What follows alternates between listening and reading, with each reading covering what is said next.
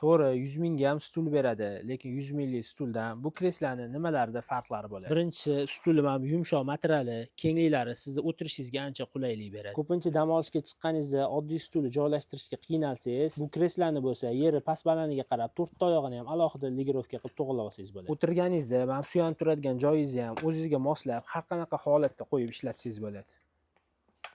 Xohlang mana shunaqa tekis qilib yotqizib ishlating.